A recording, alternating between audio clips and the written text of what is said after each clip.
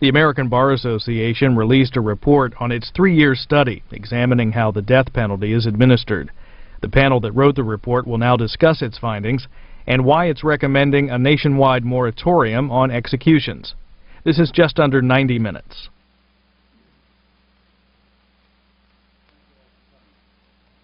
My name is Steve Hanlon, and I am the chair of the ABA Death Penalty Moratorium Implementation Project Steering Committee, and I'm the pro bono partner at Holland and Knight. I'm going to have a few opening remarks. Then we're going to get the people from the states who were on the ground and did so much of this work and who know so much factually in the states. Our guests here at the tables take about 5 minutes apiece to give you their remarks, and then we want to get it open so you can have questions here of these folks, okay? Throughout its history, the American Bar Association has worked to ensure the American people a fair and accurate criminal justice system that accords due process and delivers fair and impartial justice to society and to those who are accused. In large part, the American Bar Association has done that by developing standards and guidelines addressing components of the criminal justice system, from investigation of the crime to appeal of conviction and petitions for clemency. We are very proud of the fact that many of our proposed standards and guidelines have been adopted by the courts. As a legal institution, the American Bar Association takes no position on whether or not the death penalty should be an available punishment. Instead, we have called for all death penalty jurisdictions across the country to impose a temporary halt, that is, to stop all executions until they could review their systems in detail to ensure that those systems deliver fair and accurate justice. According each defendant to come before that system due process of law. Now, to assist and prod the states and federal government into conducting those reviews, the American Bar Association section of Individual Rights and Responsibilities developed protocols setting forth benchmarks for criminal justice systems that administer the death penalty fairly and accurately.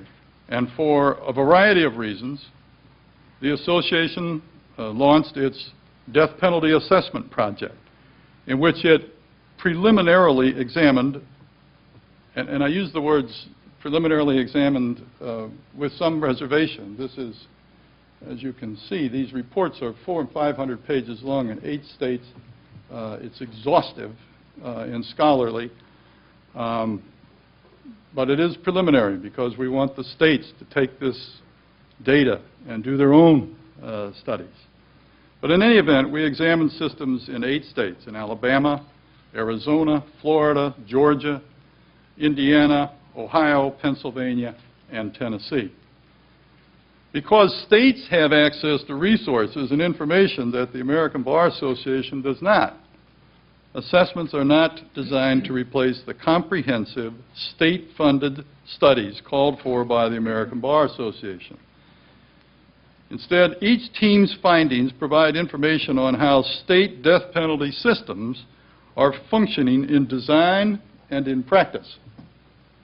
It is our hope that if and when states choose to undertake studies of their own, these assessments will be used in that process. Over the course of the state death penalty assessments, the American Bar Association has learned an enormous amount about the death penalty.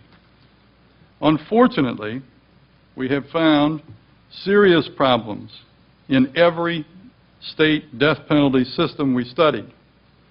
Several of the problems will be discussed by the panel sitting here today. Because of time constraints, however, not every issue is going to be discussed here today. Each of the state assessments address many of the key aspects of death penalty administration, including the following: the preservation and testing of evidence, identification and interrogation procedures, crime laboratories and medical examiners, prosecutors, defense services, the direct appeals process, procedural restrictions and limitations on state post-conviction and federal habeas corpus proceedings, clemency proceedings, jury instructions, an independent judiciary, racial and ethnic minorities, and mental retardation and mental illness.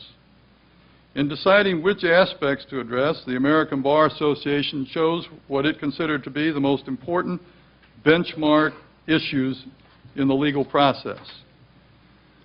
Each assessment was conducted by a state-based assessment team, recruited by the American Bar Association and the state team leader. Each team was composed of or had access to current or former judges, state legislators, prosecutors, defense attorneys, state bar association leaders, and law school professors, all of whom had been a part of or studied the death penalty system. Team members were not required to support or oppose the death penalty or a moratorium on executions, but they were required to approach the issue with an open mind and with thoughtful consideration. From start to finish, each assessment lasted between 1.5 years and 2.5 years, depending upon how long the research and writing process required.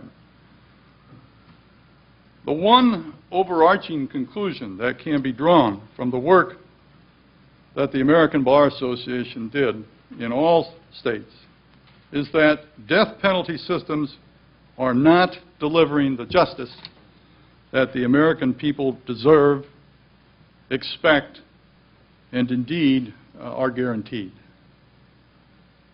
Now let's talk about some of the specific findings. Foremost among the problems is the appalling lack of relevant data in many states. In state after state, the American Bar Association and the local teams were unable to assess whether a state complied or failed to comply with policy recommendations due to a stunning lack of data on the various topics. However, even in areas where data was available, serious problems were discovered. For example, in Alabama, the state has failed to pass legislation providing convicted offenders a clear method for obtaining post-conviction DNA testing. In Florida, 22 death row inmates have been exonerated after serving approximately 150 years in prison. Georgia is one of only 2 states that fails to provide counsel to death row inmates in the second round of state appeals. In Indiana, the state fails to require that attorneys representing death row inmates in state post-conviction proceedings have any specific qualification or training requirements.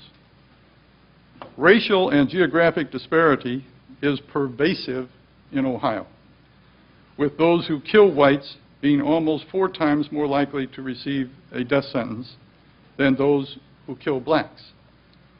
And you are more than 6 times more likely to receive a death sentence in Cincinnati than in Columbus. In Pennsylvania, almost 100%, literally 98.6% of interviewed capital jurors reported that they failed to understand at least some of the jury instructions. In Tennessee, district public defender offices have overwhelming caseloads and are short an incredible 123 attorneys, making the task of providing competent counsel next to impossible. In Arizona, the state Supreme Court is not required to conduct any sort of proportionality review to ensure that the death penalty is reserved for the worst of the worst crimes and criminals. I could go on, but out of consideration for our panelists, I will not. I want to get to them so you can get to your questions of them. But here's the thing. The problems found in these assessments strike at the very heart of our justice system. We urge jurisdictions that impose the death penalty to immediately implement a temporary suspension of executions. That is, stop them until there is greater reason to have confidence that fairness and accuracy are being provided in our death penalty systems. Because after over 3 years of work, the American Bar Association has no confidence that fairness and accuracy are being provided in our death penalty systems. And it is in that sense that the death penalty has become a cancer on the American justice system. Now, I would like to turn the conversation over to our panelists. I asked each of them to try to limit your comments to 5 minutes, and we'll have some time here where we can get some questions. The first panelist I want to call on is Seth Miller. Seth is the Executive Director of the Florida Innocence Project and previously served as an attorney at the American Bar Association involved in these assessment reports. He will discuss several of the research topics that relate to innocence issues, including the collection and preservation of evidence, and including law enforcement and identification procedures and crime laboratories and the medical examiner officers. Seth, all right, come up here. Yeah. Thank you, Steve. I'm very pleased to be on this esteemed panel. Now, as a lawyer who practices in the innocence movement in Florida, I get to work on both death and non-death cases, but my organization does a lot of both litigation and policy work that's geared towards bringing reliability, injecting reliability into the criminal justice system so we can prevent what we're trying to prevent in these reports, that is the wrongful conviction of innocent folks and, in a death context, the execution of an innocent person. Now, again, these assessment reports have a similar view, and they're geared towards doing the same thing. So, like Steve said, these reports are extremely long, and I can't put all the recommendations into a 5-minute presentation. So I'm going to look at 4 specific areas that have implications on the innocence movement, and again, if they're done correctly in states, can go a long way to preventing both wrongful conviction and, in the death context, wrongful execution. So the first area that I'm going to talk about is states having rules or statutes that grant access to death row inmates during the post-conviction process to DNA testing. Now, with the rising number of exonerations nationwide, especially in death penalty cases, it's absolutely imperative that states grant this access to death row inmates if they can meet the requirements of statutes. Now, especially in those cases that are extremely old where DNA testing wasn't available when they were convicted. Now, I'm happy to report that 7 of the 8 states that we assessed do have such rules or statutes that grant access to post-conviction DNA testing. And those states are Florida, Georgia, Arizona, Tennessee, Indiana, Ohio, and Pennsylvania. Now, while not all these statutes are perfect, they do go a long way to giving folks at a later stage of their case an opportunity to have DNA testing to bring reliability into the process where that testing wasn't available previously. Now, one state that we assessed, Alabama, doesn't have such a rule or statute. Now, Alabama is a really interesting case because their Supreme Court, in their opinions, has actually recommended, in opinion to the legislature, the exact language to use for these proposed rule or statute. They've said, legislature, here's your statute, just pass it and we can have this testing for folks. Yet, the legislature hasn't done so yet. And unfortunately, this has manifested itself in a pretty horrible way. A guy named Daryl Grayson was set for execution this summer in Alabama, and there was evidence that was never previously tested that could have been probative of guilt or innocence in his case. The Supreme Court said, we don't have a rule or statute to allow you to get this testing. The legislature never passed it, and the governor down there didn't put a stay to test the evidence, and Daryl Grayson was executed in July. So this is the point of having this procedure. 7 states have it, Alabama does it, and we can't be sure that Darrell Grayson wasn't in fact guilty. The other aspect of this too is these reports looked at having not just access but full access to post-conviction DNA testing, and that means not just for those people who were tried in front of a judge or a jury, but also those who pled. Now, many people think, well, if they pled guilty or they pled no contest, well, that's an admission. But people plead for all sorts of reasons. They plead because they were coerced by a prosecutor or even a defense counsel to plead guilty. They plead to get certain consequences off the table. They plead for all sorts of reasons that have nothing to do with guilt or innocence. And again, I'm happy to say that of the 7 states that we assessed, all 7 allow DNA testing in those cases where people have pled guilty or no contest, Florida and Ohio being the most recent to add that option to provide that full access. Now, the next area that I want to talk about is preservation of biological evidence. Now, I think it's obvious that we want to have this DNA testing in these states, but we can't have the DNA testing at any stage if the evidence is not preserved. So it's absolutely important, especially in a death penalty case where the stakes are so high, that states preserve this evidence all the way through execution. Now, only 2 states that we assessed do just that.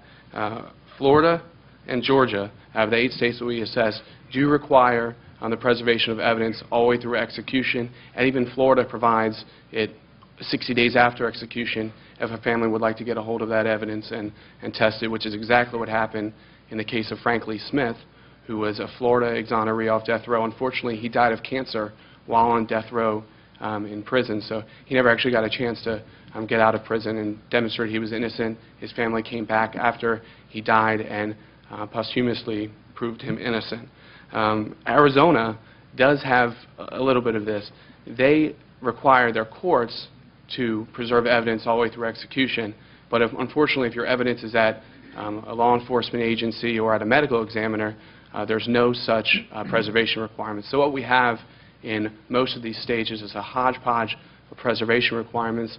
Depending on the agency, they could preserve for 5 years, 10 years, and 20 years.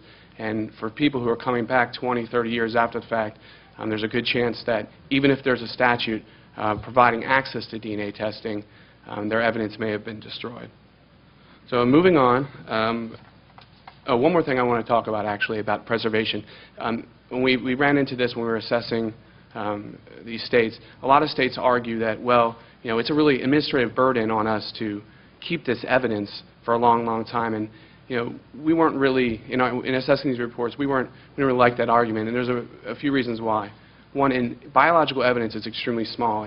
You can get a positive DNA result from a biological sample the size of a head of a needle, and most of these things are kept on slides or cuttings or swabs.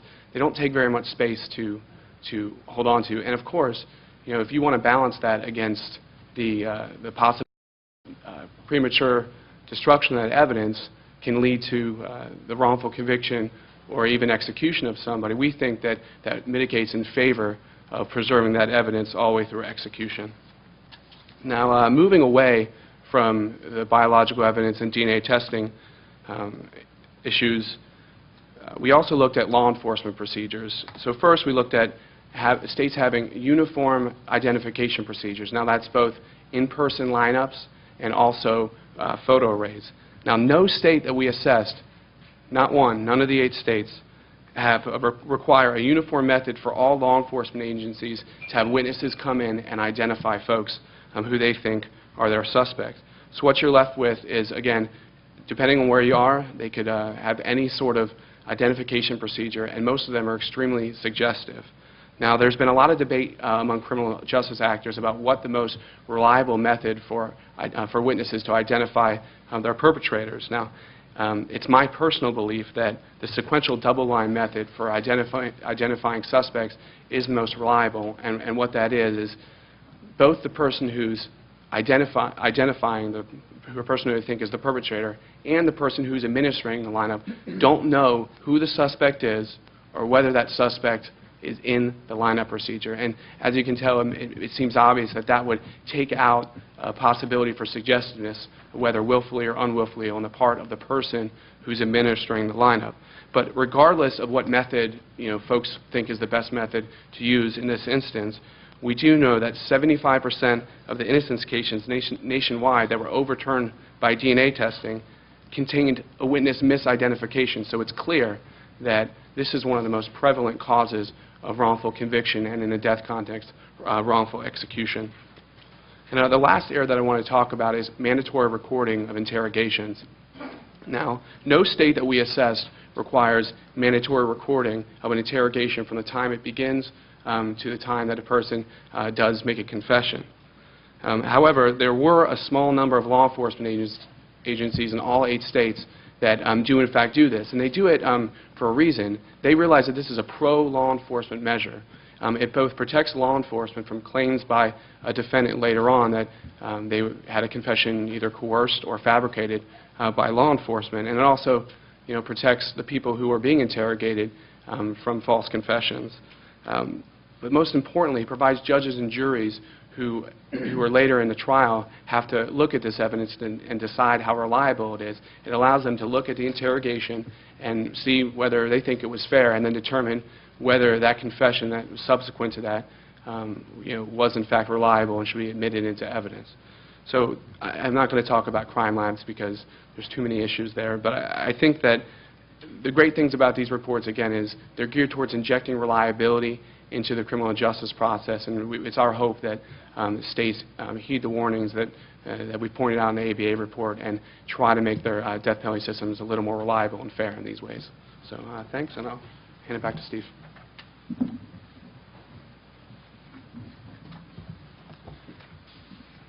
Thank you very much, Seth. Next up is Phyllis Crocker, who is an Associate Dean and Professor of Law at Cleveland Marshall College of Law and the leader of the Ohio Death Penalty Assessment Team. Phyllis will discuss the issue of defense services.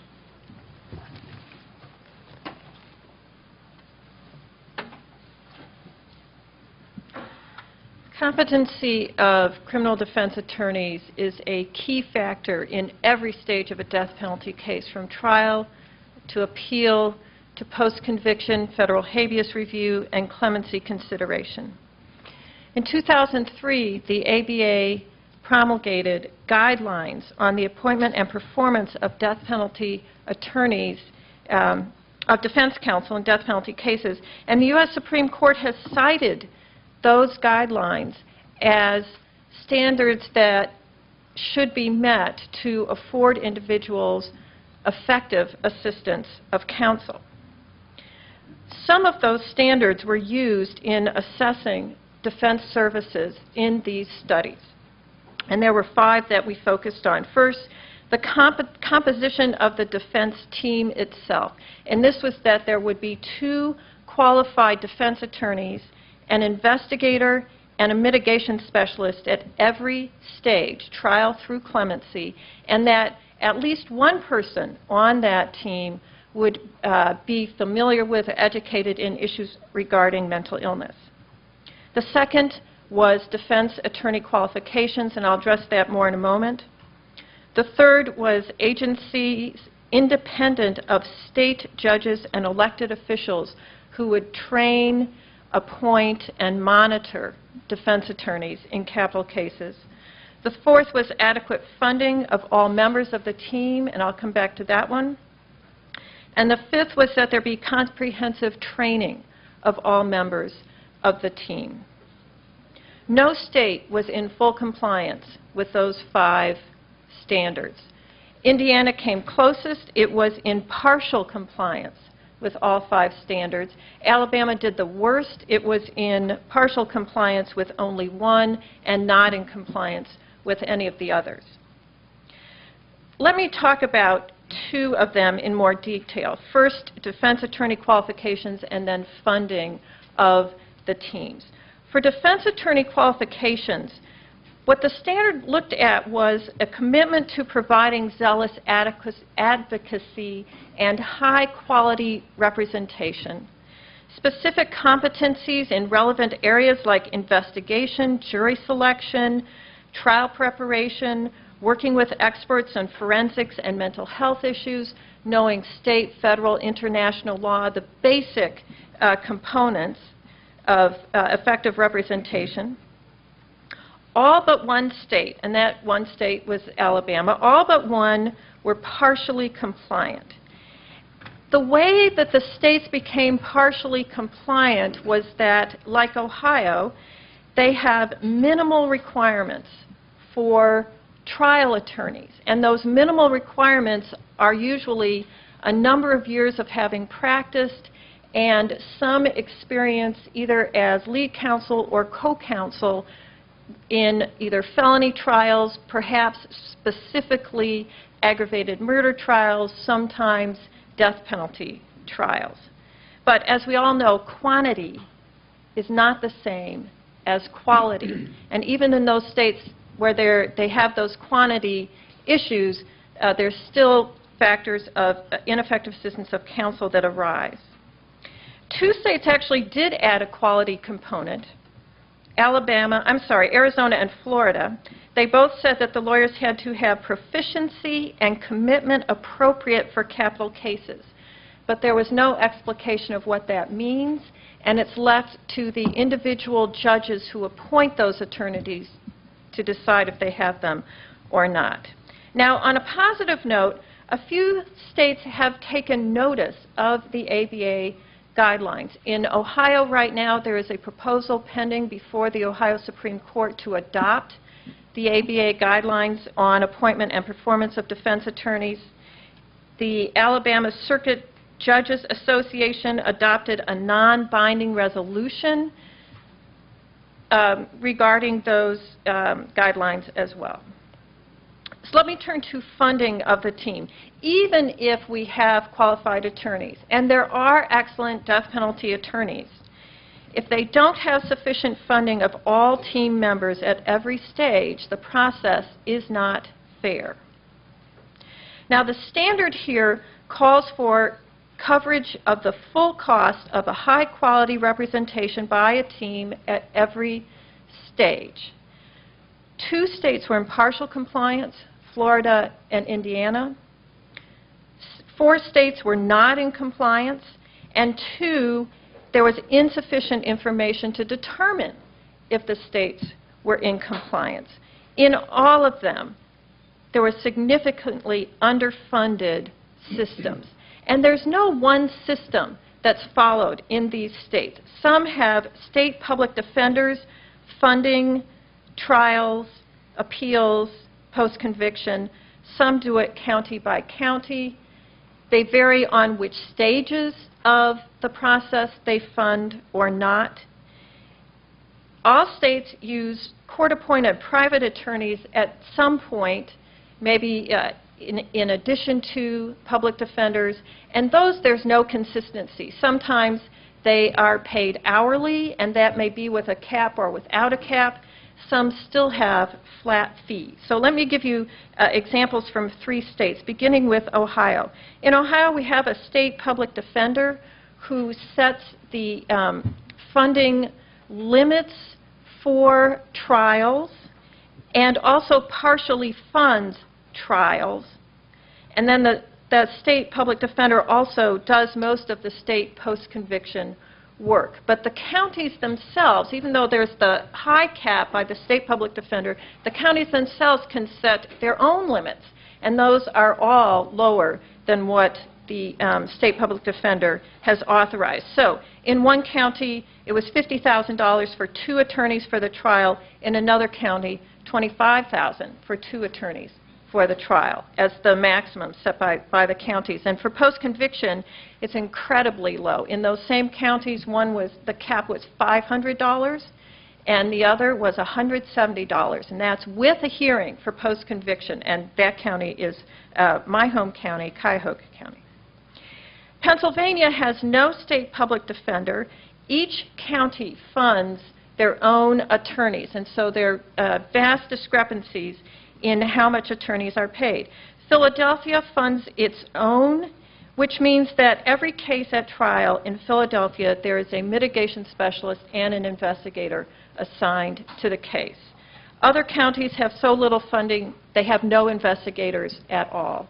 And then when private attorneys are appointed in some counties, they still have a flat rate of $5,000 for the trial, and others are paid hourly.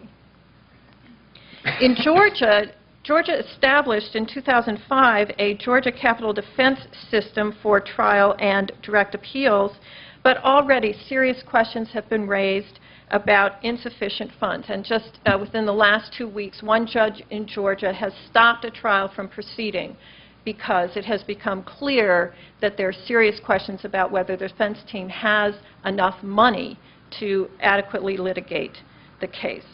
So what the study shows, similar problems in other states, both with respect to qualifications of defense attorneys and funding, and show problems in the other areas as well. So overall, the provision of competent, adequately funded, and supported defense counsel at all stages is not being met in these 8 states, and because I believe these 8 states are being representative of the rest of the country, are not being provided in those either.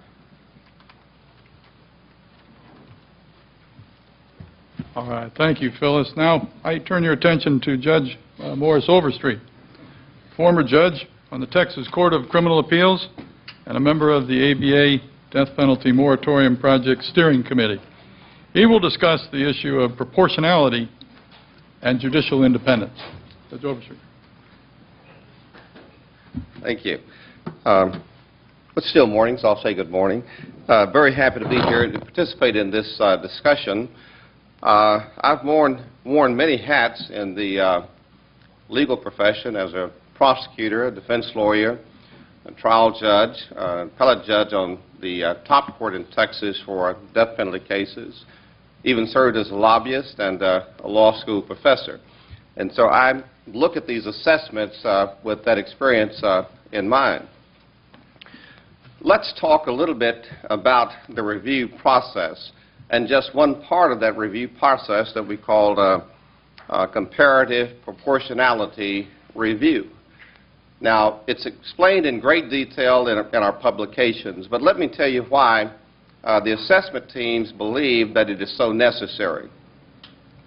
You know, every capital murder case is a case in which there are gory details. So you have to look at more than just the facts of a particular case. You really have to look at the overall picture of capital murder litigation and the review process state by state. An important part of the equation is, what about those cases that meet the statutory requirement where the prosecutor does not even seek the death penalty case? Comparative proportionality review will look at whether or not a particular death sentence is disproportionate compared to a sentence of a defendant who is similarly situated. Now, there are a lot of factors that go into the decision to prosecute a case as a death penalty case. We can ask ourselves questions. Should economics ever be a factor? If one county is more affluent than another county and can afford the prosecution of death penalty cases, should that ever be an issue in whether or not a person faces the death penalty? These are the kinds of things that we have to look at to make sure that the process is fair and the review process is a fair process. If one is only going to look at whether or not there's enough evidence to support a jury's verdict, that's easy. That's a no-brainer. But to make sure that there is not discrimination in the process, proportionality, comparative review is necessary. Also, it's necessary to make sure that every sentence is rational and not arbitrary. As I mentioned earlier, the decision by the prosecutor to seek the death penalty or not is going to be crucial. Very hard to get a death sentence if you never prosecuted for the death penalty, right? Okay. So this process also is a process in which we can check the broad discretion of prosecutors to bring the case. Now, let me go quickly to the second part, and that's judicial independence, because that plays a tremendous effect on this review. What is judicial independence? It really is designed to allow a judge to do his or her job without fear of retaliation, either in the election process or the appointment process, or even get bad press clippings. In the states that we studied, all of them had some form of election, either partisan or nonpartisan. Having stood for election, quite frankly, I will tell you, judges don't get elected because they come out and say, I'm going to ensure that every citizen, even if they happen to be a criminal defendant, I'm going to make sure that their constitutional rights are observed. You don't stand a good chance of getting elected if you say, I'm going to be soft on crime. So what do you have? You have judges in the election process who express views that they will be tough on crime, that they will guard the rights of the victim as opposed to the criminal defendants. And that's the process that we have been able to identify in all of these assessment states. Now, true, there should be limitations on what judges say and do during a campaign. And the truth of the matter is, there are. But if they're not enforced, it doesn't really make a difference. We've had judges even use the fact of cases that they are trying or recently tried in campaign brochures to indicate to the public that they are tough on crime. Even where we have retention elections, judges have been defeated based upon their record votes in capital cases. No one ever examines, it seems, whether or not the vote was correct or whether the decision was correct or incorrect. It's only when judges vote to reverse capital cases do they get the bad publicity. What effect does that have on the judiciary? Well, it has some effect if one wants to keep their job, because you're either going to be in a re-election battle or a retention battle. So judicial independence is going to be very important. What are some of the areas that we have identified that are problematic that can be addressed? It's clear that bar associations have an obligation to educate the public that it's important to have a judge who is independent, who is willing to follow the law, regardless of the consequences.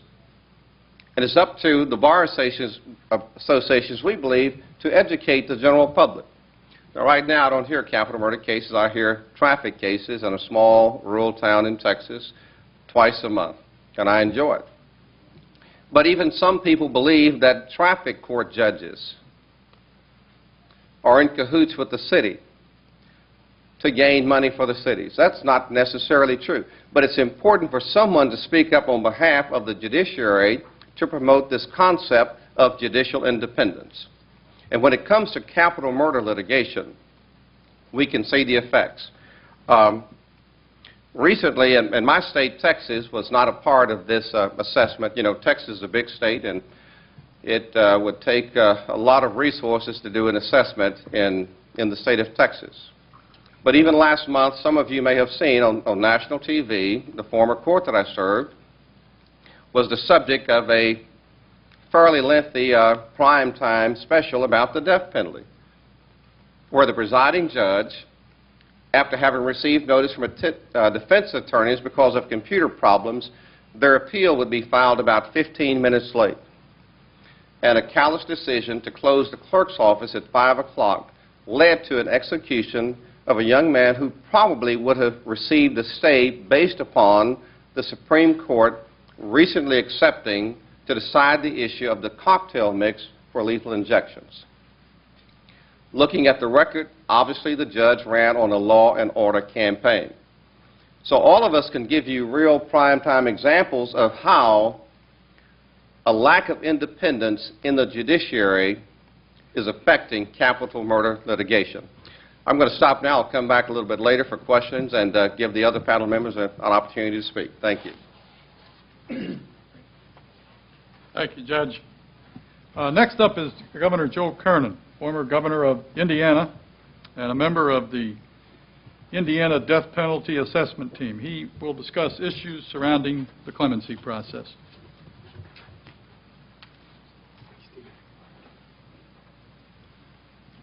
Thank you very much, Stephen. I want to acknowledge Joel Schum, who is with us this morning, came in from Indianapolis. He is a professor at the IU Law School in Indianapolis and was the leader of our death penalty assessment team and did a terrific job.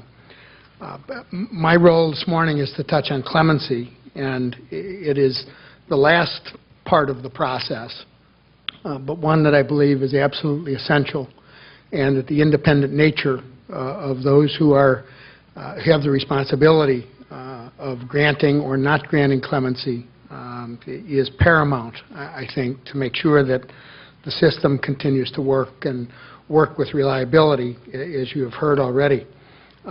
Clemency is designed to look at really a couple of things. One is a miscarriage of justice, and obviously in this case, particularly relative to the administration of the death penalty, and to make sure that there are no defects in the process that will erode confidence in the integrity of our system. Since 1976, when the death penalty was reinstituted and in 38 of our states, if you take out the 167 inmates who are on death row in the state of Illinois, because of Governor Ryan's very courageous decision, there have just been 64 clemencies granted across the country between 1976 and today. So you do the math on that, and of the 38 states that have the death penalty, it means that that each state on average has had 2 clemencies granted, and that on average over that period of time there have been 2 clemencies granted per year. I was involved in 2 cases where I granted clemency in the state of Indiana. One that went through the normal process, an inmate, Darnell Williams, who was on death row, and a week before he was scheduled for execution, I granted clemency and commuted his sentence to life without parole. And another individual who was on death row who did not go through the process, but was at some point going to work his way through that process, by the name of Michael Daniels. And as a result of what I had gone through in the Darnell Williams case and looking at other cases in Indiana of inmates that were on death row, made the decision that he did not deserve to be on death row, and commuted his sentence as well, even though it did not go through the traditional process for us that goes through the parole board and the kind of investigation that they do, and changed his sentence from death to life without parole. In the process that I went through, I looked at a number of different things that had to do with mental retardation and where and how we draw that line, the issue of mental illness, issues of relative culpability, and ultimately then proportionality of the sentences that were granted in different cases. The questions of what really happened in some of these cases, and certainly in some instances we will never know what the exact circumstances were, but where doubt is created, that can have an impact. And for me, what was most disturbing was the issue of quality of counsel and the ability of the system to be able to deal with that issue. And in the clemency process, and I'm not a lawyer, and I think it was an advantage for me not to be a lawyer, because one of the things that, as it's working its way through the legal process, is that I believe that because of certain legal constraints, decisions are made that are not necessarily, in the view of someone from standing on the outside, that don't necessarily make sense. And particularly in the case of Michael Daniels, but where, because of the conduct of the trial counsel and the first post-conviction trial counsel, evidence that would have arguably and admittedly by further post-trial conviction court as well as our Indiana Supreme Court, evidence that could have had a significant impact in the case probably not in terms of guilt or innocence, but certainly in terms of raising questions that it is believed would not have led to the death sentence. That could not be touched or reversed or dealt with by those subsequent appeals courts and post-trial conviction courts. And as, again, a non-lawyer, it was incomprehensible to me that what was recognized all the way along as being a potential significant defect in the system, that we could not get at that, was beyond my comprehension, and was the most significant reason for the decision that I made to pardon Michael Daniels. But that ultimately, again, is what the clemency process is for. It is to go through your own thorough review to make sure that you are not taking for granted that because it has gone through a process where there have been multiple appeals in multiple courts, that it has necessarily been done properly. And to conduct your own independent review that will lead you to whatever determination it is that you're going to make. But that independence has to be preserved, I believe, and is what caused me to be able to make the decisions that I did in the two cases that I dealt with in Indiana. Thank you. Thank you very much, Governor. Now, I'd like to turn your attention to Ray Paternoster, a professor at the University of Maryland Institute of Criminal Justice and Criminology and the director of the University of Maryland Office of Academic Computing Services in the College of Behavioral and Social Sciences. Ray is one of the three experts who conducted the racial and the geographic disparity studies contained in several of the assessment reports, and we'll talk about these issues today.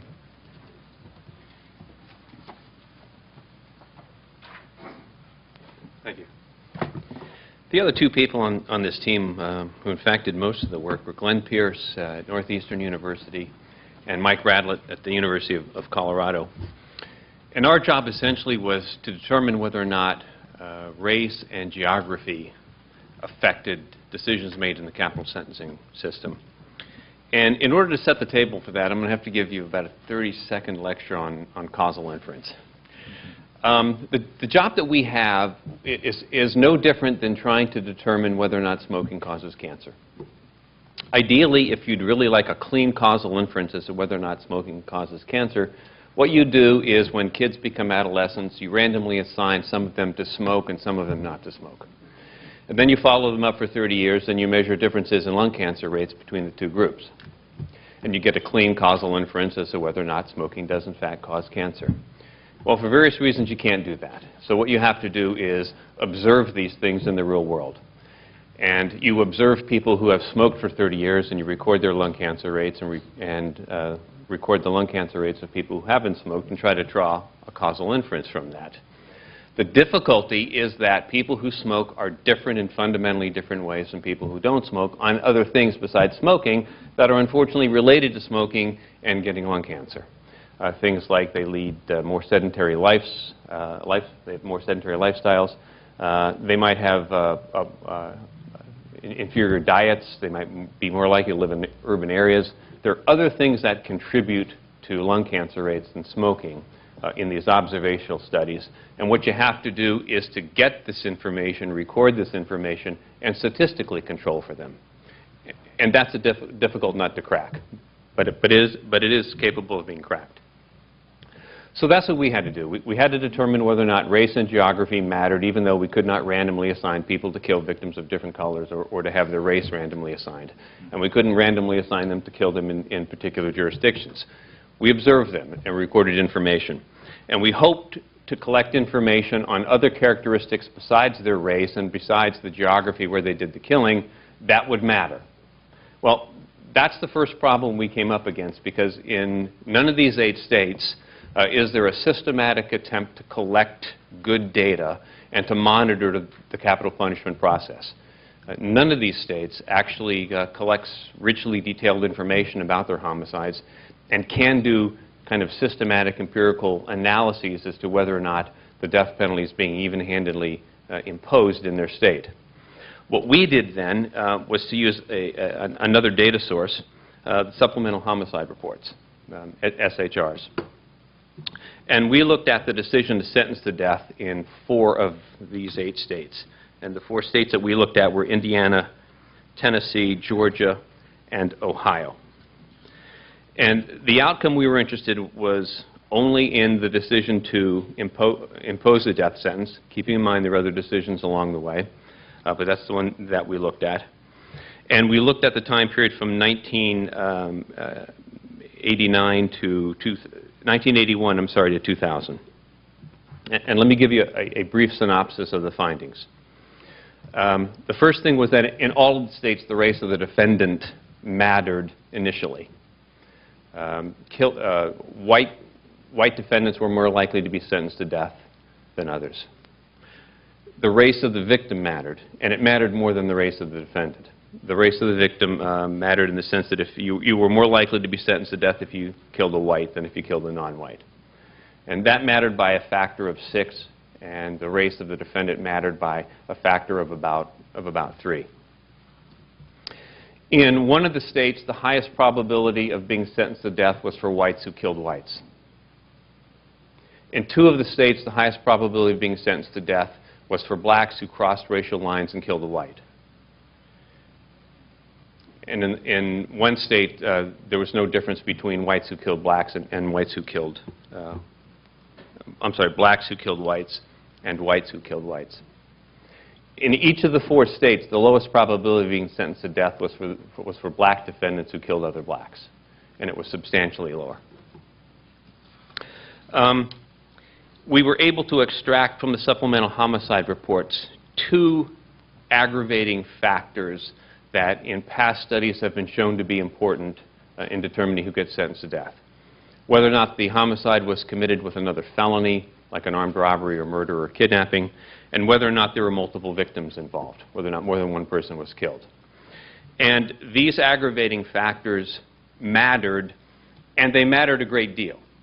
And let me give you an indication of the magnitude of how they mattered just briefly. Compared to cases where there was neither one of those 2 aggravating factors. If one aggravating factor was present, it increased the odds of a death sentence by a factor of 12. If both aggravating factors were present, it increased the odds of a death sentence by 78. In Georgia, if one of those 2 aggravating factors was present, it increased the odds of a death sentence by a factor of 16, compared to where there was no aggravating factor.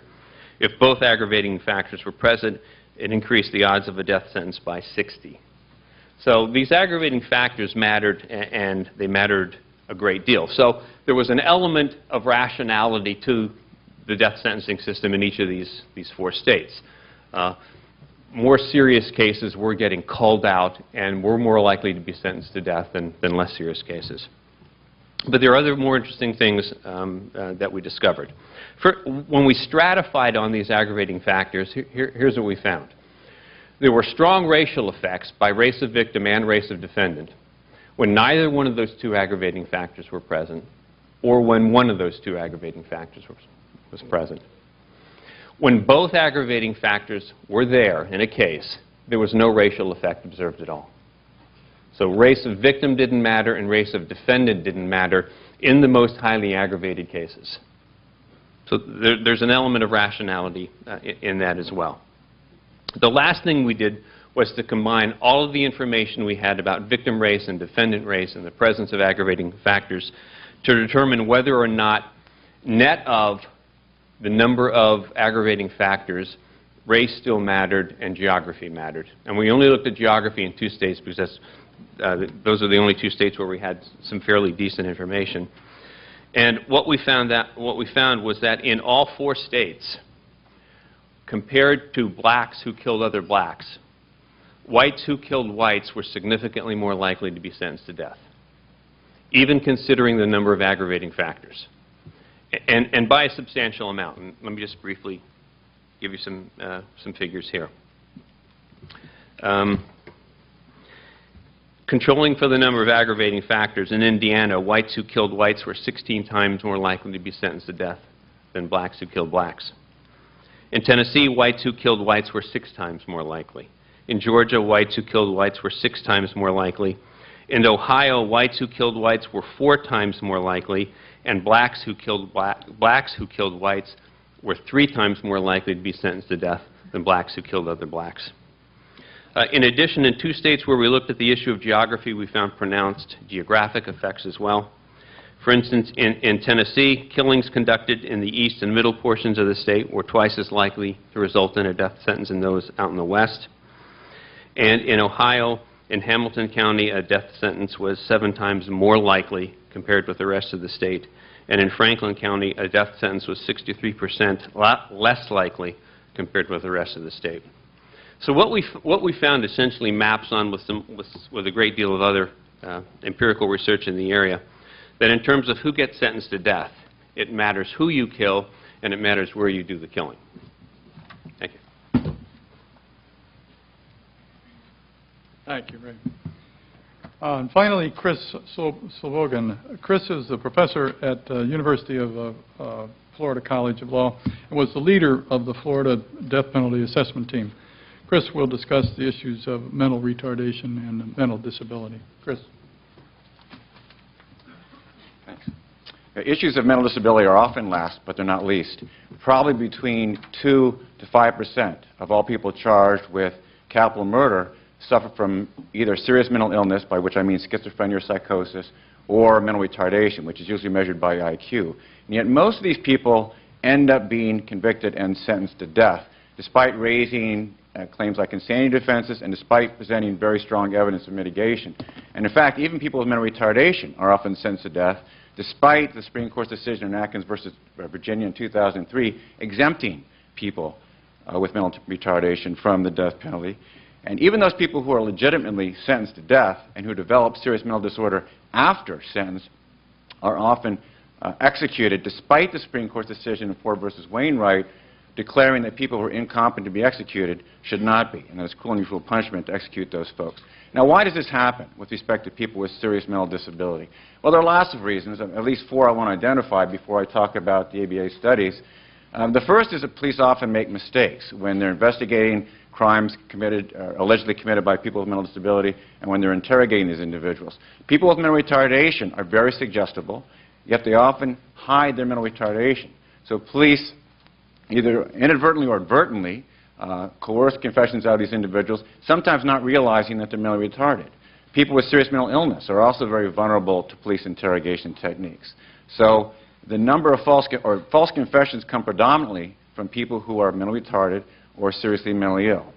Another reason why these convictions and death sentences occur with respect to people with serious mental disability is because defense attorneys mishandle cases. We've already heard a little bit about this. Defense attorneys sometimes are just inept when dealing with people with mental disability. They don't recognize their clients have serious mental disability, or they just don't understand how to investigate these kinds of cases and how to develop mitigation evidence. Other times, they're very good attorneys, as Phil has pointed out, but they don't have the resources necessary to get this kind of mitigation evidence. A third reason why we have these convictions and death sentences in connection with people with serious mental illness has to do with jury misconceptions. Juries are ignorant and fearful about people with mental disability. Many jurors believe that anyone who asserts mental illness is malingering. It's not helped by the fact that many people who have mental illness are heavily medicated at the time of the trial and so do not appear remorseful, do not appear to be crazy. So that feeds into the jury's misconceptions about mental illness and the belief that mental illness is often faked. Secondly, and even more importantly, jurors, and research shows this over and over again, jurors tend to equate mental illness with dangerousness. In other words, mental illness tends to be an aggravating circumstance as opposed to a mitigating circumstance. For instance, research shows that an unsuccessful assertion of insanity defense at trial correlates positively with death sentences, and in fact is one of the best predictors of who's going to get a death sentence. Why is this? Because almost every state makes dangerousness an aggravating factor.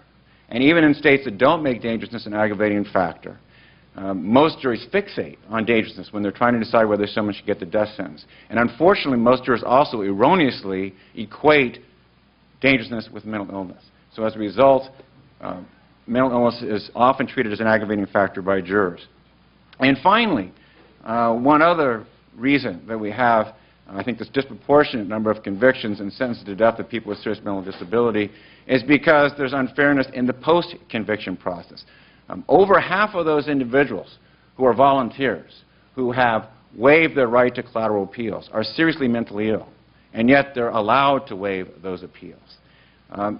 Furthermore, many people who don't waive their appeals are nonetheless seriously mentally ill and unable to help their attorneys, and yet the collateral proceedings continue despite this incompetency.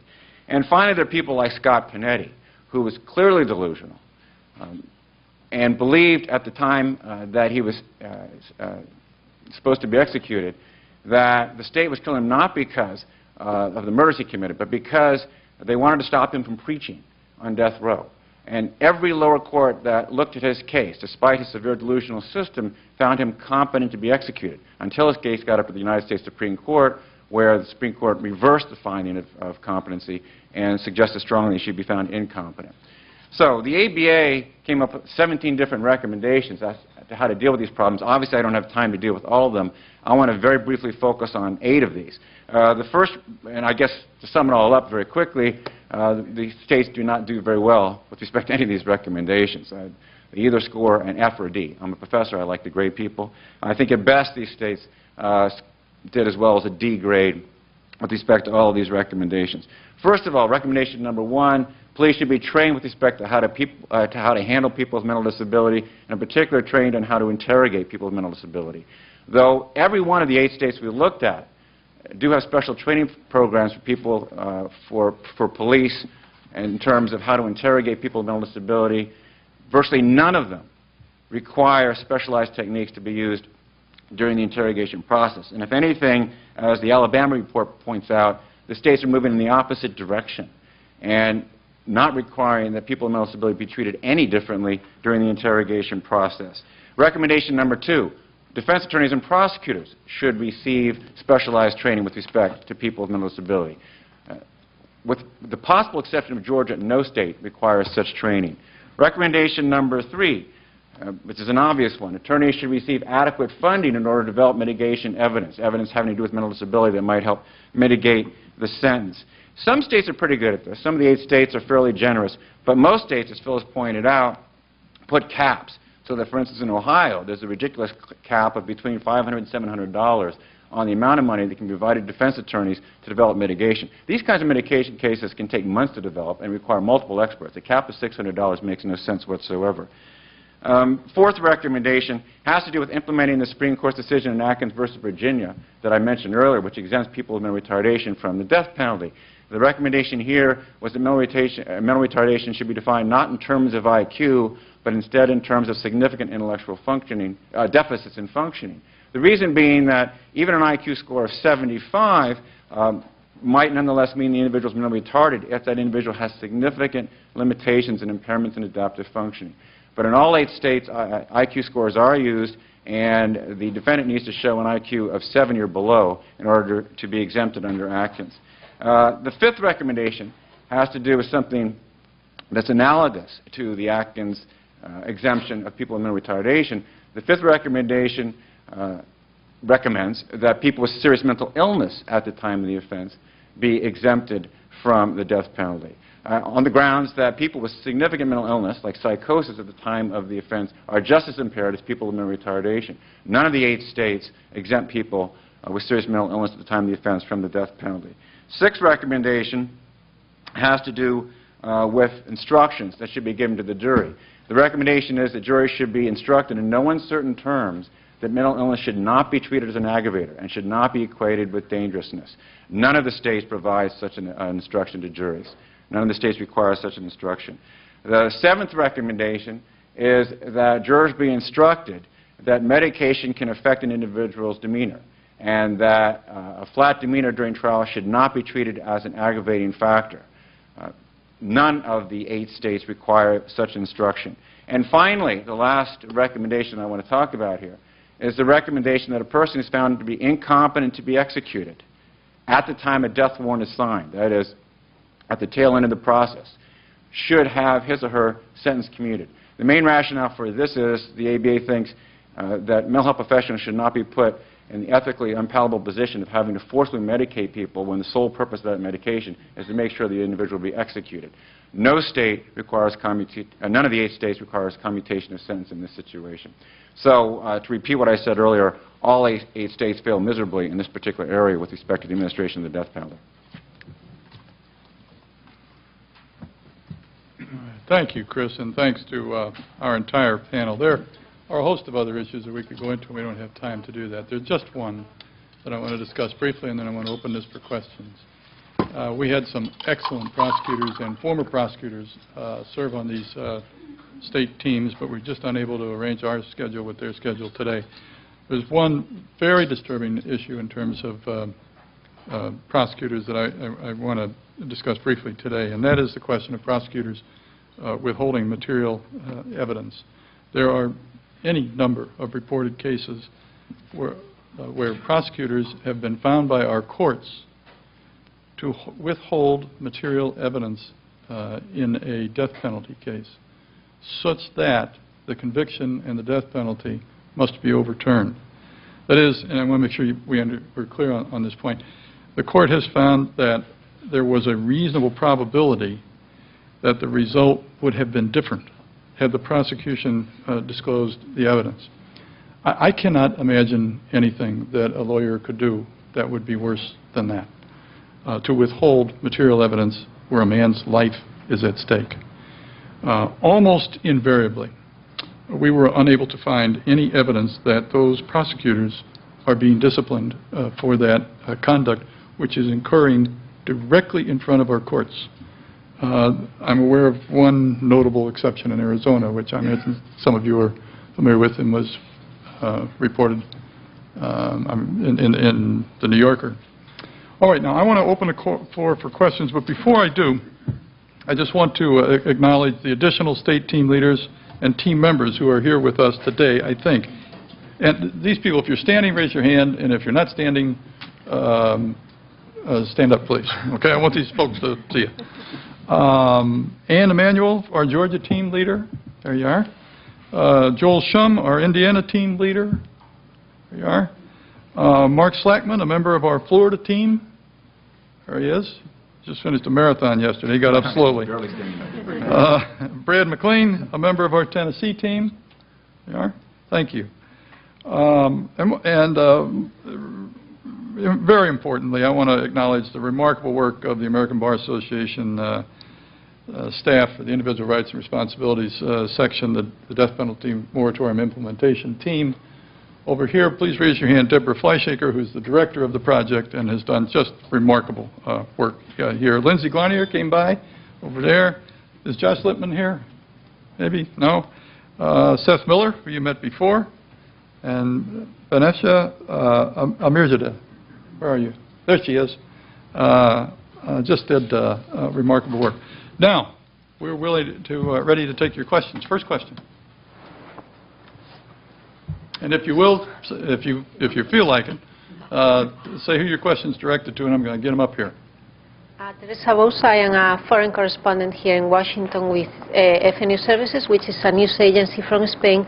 I would like to know which criteria did you use to choose the 8 states that were included, and why those states and not other like Texas, for example? And also, second question, you're asking for a moratorium in the country.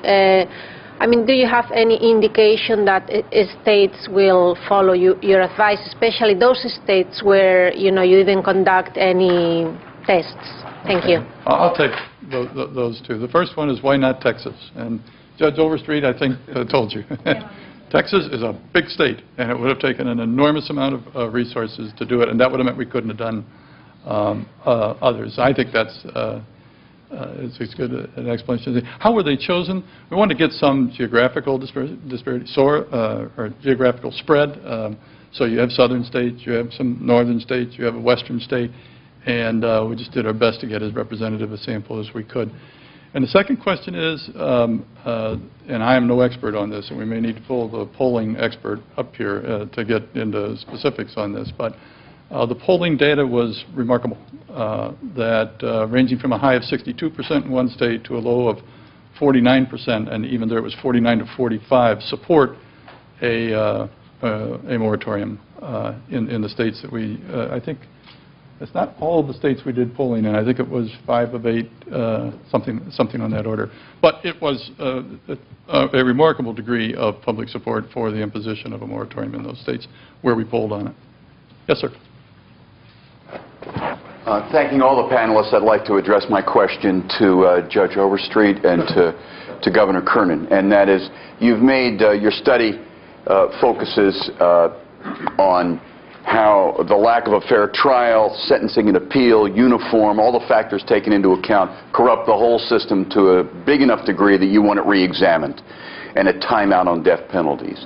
But to what degree did your study, or do you have personal convictions that the additional issue, besides the system being in trouble, is that people who don't deserve to be executed are being executed or sentenced to die, or that people who are not guilty of the capital crime they're charged with are convicted improperly? Let's start with the judge, and then we'll go to the governor. You know, one of the problems that we face is the collection of data. Because you have 3 groups of individuals. You have groups of individuals who were charged with and received the death penalty. Then you have a group who were charged with and did not receive the death penalty. And then you have a group that was simply not charged with the offense of capital murder. It's very difficult to separate out all of these factors, and that's why, you know, the panelists took various portions of it. When I looked at the review of death penalty cases, 2 states really stick out among the 8. Arizona does not even require the proportionality review, a comparative proportionality review. Florida does, and up until about 8 years ago, reversed quite a few cases based upon findings that the death sentence was,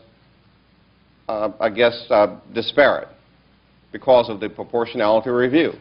And then it's obvious what happened. Based upon pressure, political pressure, pressure in the media, the rate of reversals went down substantially. That's data that we can collect and look at and try to determine what happened. And so that's a part of the proportionality review that we looked at. The states who do comply or have it written in law, you look at it, you look at their opinions, and then they have a cursory statement. The sentence is not, we've conducted a review, it's not disparate. And so a cursory examination of the cases is simply not enough.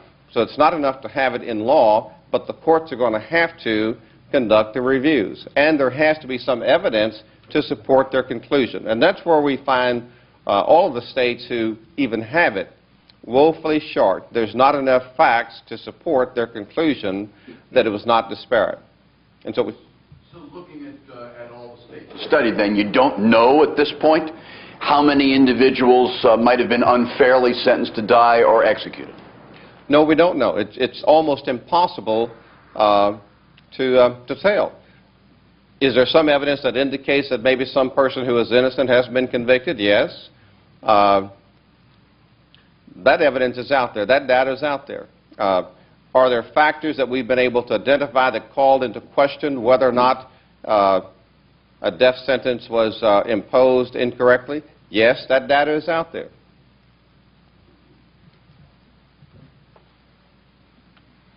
I would just say a couple of things. One is, I think in Indiana, we do a pretty good job. And we have today about 20 people that remain on death row. There have been steps taken with the leadership of the Supreme Court and the General Assembly and in the executive branch to make some changes along the way. But I still believe that there is more to do. And the reason for that, without being able today to identify a particular individual or someone who I think is there that shouldn't be, is that there are enough questions that I come out of the process that I went through that I have about whether the system is completely reliable. As I got into it's one of the best, personally, processes that I've ever been through.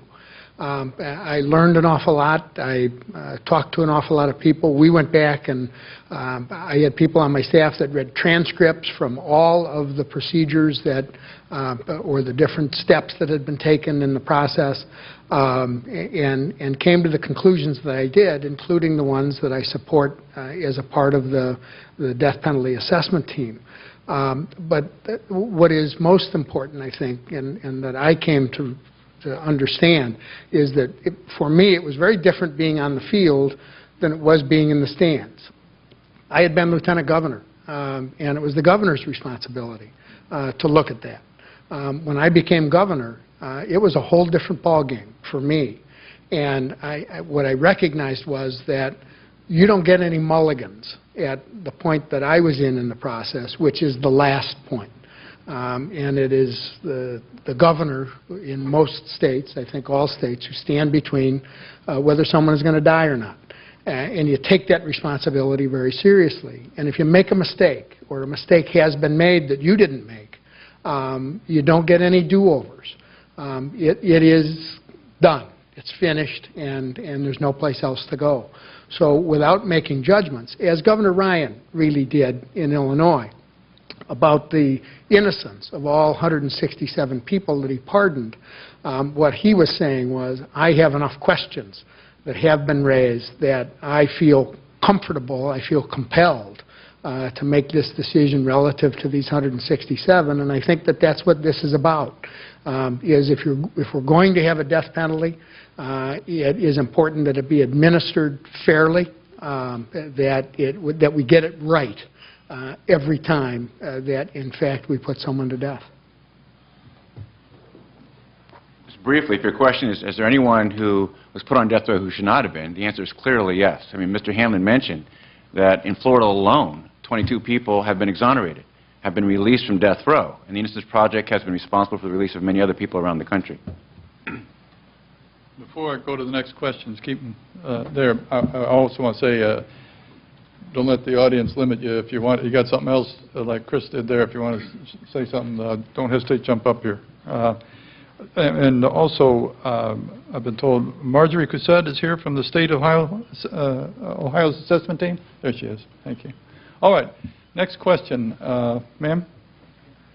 Pat Vapor, I'm with Catholic News Service. Two questions. One, how cooperative were the various institutions within the states in providing the data you needed to put these reports together?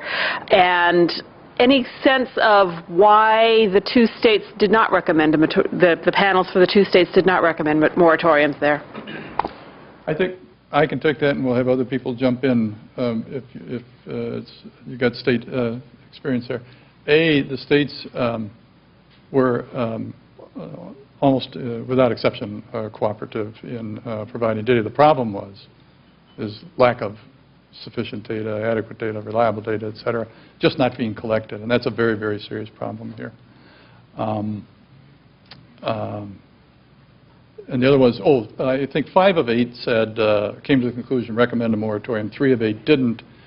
And I think the most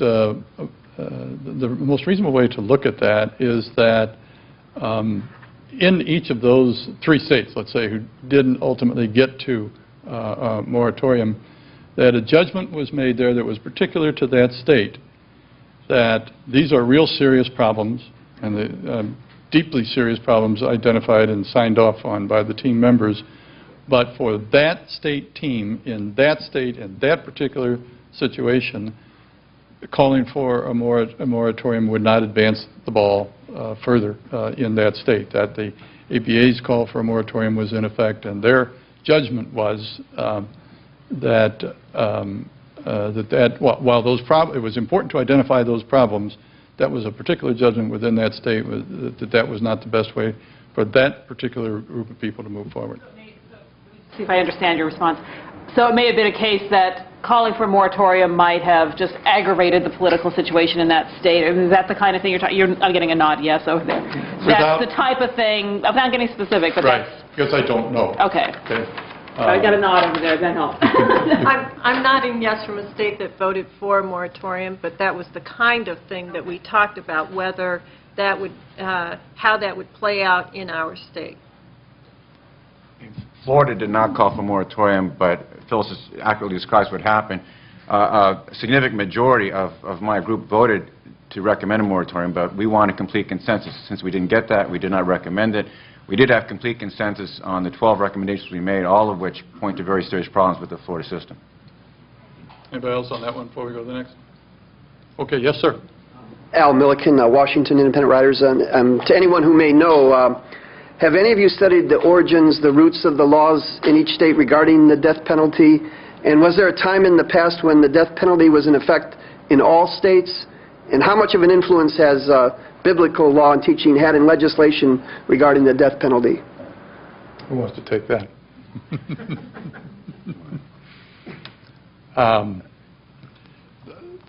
Those questions seem to be outside the relevant time period, frankly. I mean, until we're studying, you know, recent. There is a long history of the death penalty in this country, and well, if none of you feel capable of answering that, I'm wondering if any of you are familiar with the case of Richard Speck, the mass murderer, I believe, in Illinois. Hasn't he been very successful in staying alive? I remember seeing on television a few years ago, he seemed to be living quite well in prison. In moving images I saw, he appeared to have done something to enlarge his breasts, and he appeared to be playing the role of a woman while incarcerated.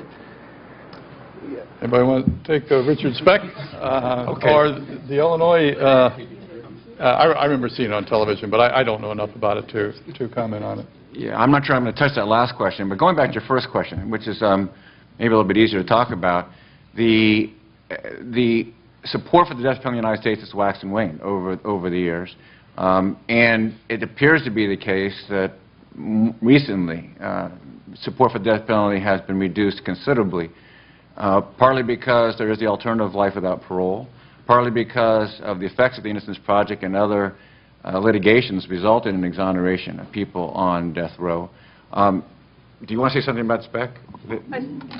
Speck would have, his death sentence, I believe he initially got a death sentence, but it would have been converted into a life sentence in 1972 when the U.S. Supreme Court held that the death penalty systems then in existence were unconstitutional. Okay. Let me go back to your first question. Years ago, the I guess American Council of Churches, about every 10 to 12 years, conduct a study in terms of their position on the death penalty. I happen to be a Baptist Sunday school teacher, so I was asked to conduct a study in the Lutheran Church, and we did it over 4 Sunday school periods. The first session was, what is your opinion on the death penalty? The second one, those in favor, no, those opposed to it.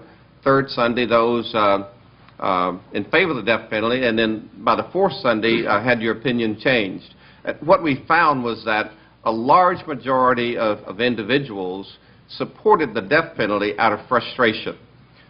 Frustration that if they didn't support the death penalty and sentence people to death, that somehow they may get out and the public would be in danger. Many of us have seen individuals accused of a crime, and it's reported that they had been released on parole from a life sentence. Well, we know that a life sentence does not mean a life sentence. And so the support of the death penalty was by a group, a large number of folks who supported it out of frustration. But given the option of life without parole, a significant number of people moved away from the death penalty to life without parole because it really was sort of a personal protection sort of issue. Will I be in danger? And so I think that we've not studied that, but my own experiences and my own, I guess, studies have shown that life without parole is a valid option to the death penalty for a lot of people, and there's been a lot of movement away from the death penalty to life without parole, even in Texas, where we now have life without parole. All right. Thank you, Judge. Anybody else? Alan? Yeah, one of the assumptions underlying all of this seems to be that if you just fix all of the problems in each of the areas that you've enumerated, you might have a Mitt Romney perfect death penalty, which I suspect nobody here believes could actually be done. So I guess my question is, in each of the areas that you point to, is there a state, is there a jurisdiction that gets it right? Could you say, well, if you look at this one, if they did this in terms of providing, counsel, or they did that in terms of keeping an eye on prosecutors, you'd have a pretty good system? Well, I mean, the short answer is there a state that, quote, gets it right? States that get any parts of it right that you could use as a model for... There are certainly states that get them better than other states, and there are things that are pointed out in these reports where we say that that particular practice is a very good practice. But can we pick out a state and say that we have confidence in the fairness and accuracy of that state as a collection of the totality? No. Is that it? Anybody else? All right. Thank you very much for coming. Thank you, the panelists. Thank you, teams.